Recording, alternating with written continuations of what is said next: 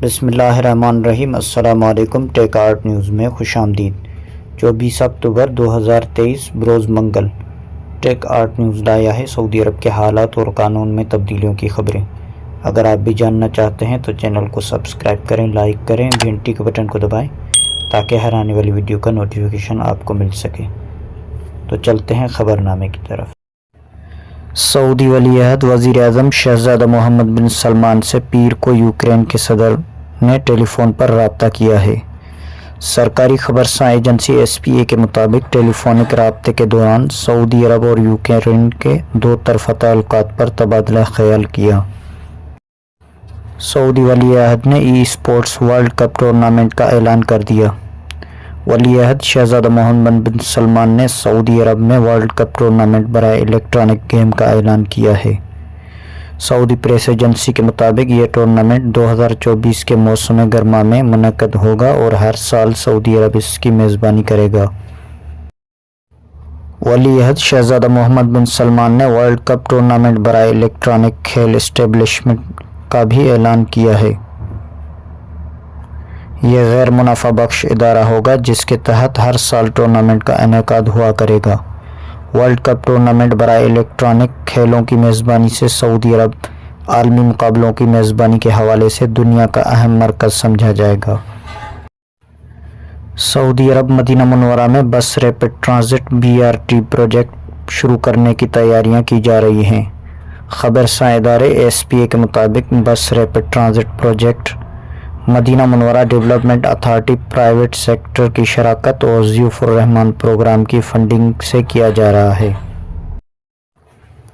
سعودی محکمہ پاسپورٹ نے visit visa holder سے کہا ہے کہ وہ ویزے میں آن لائن توسیع کرائیں اور ویزا ضوابط کی پابندی کریں۔ خبرساں ادارے SPA کے مطابق محکمہ پاسپورٹ نے بیان میں کہا ہے کہ وزٹ ویزا ہولڈر ویزے کے میعاد ختم ہونے سے 7 روز قبل آن لائن توسیع کرا سکتے ہیں۔ اس کے لیے انہیں پاسپورٹ دفاتر جانے کی ضرورت نہیں۔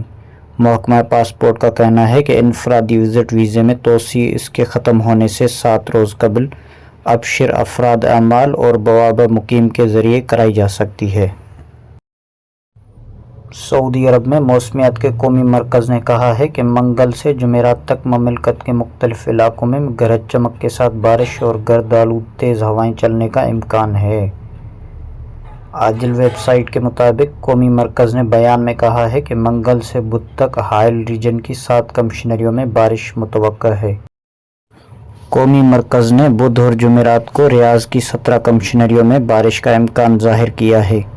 بیان میں کہا گیا ہے کہ بدھ اور جمعرات کو اسیر ریجن کے متعدد کمشنریوں جبکہ شمالی حدود ریجن صرف بدھ کو بارش متوقع ہے۔ قومی مرکز کا کہنا ہے کہ منگل کو الجوف ریجن، تبوک ریجن، اسیر ریجن، جازان ریجن، مکہ مکرمہ، طائف بارش سے متاثر ہوں گے۔ منگل سے جمعرات تک مدینہ منورہ ریجن اور اس کی کمشنریاں، باہا اور اس کی متعدد کمشنریاں بارش کی زد میں ہوں گی۔ جدہ، بحرہ اور مکہ مکرمہ میں بدھ کو بوندا باندی کی توقع ہے۔ قومی مرکز کا کہنا ہے کہ ابتدائی توقعات کے مطابق جمعے سے سعودی عرب کے بیشتر علاقے بارش کی زد میں ہوں گے۔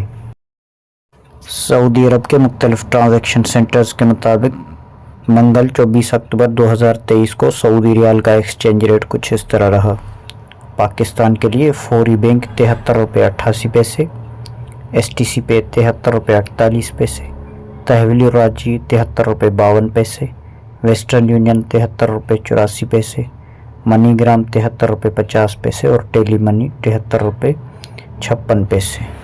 اور انڈیا کے لیے فوری بینک 21 روپے 96 پیسے، STC پے 21 روپے 80 پیسے، تحویل الراجی 21 روپے 84 پیسے، ویسٹرن یونین 21 روپے 88 پیسے، منی گرام 21 روپے 90 پیسے اور انجاز بینک 21 روپے 85 پیسے۔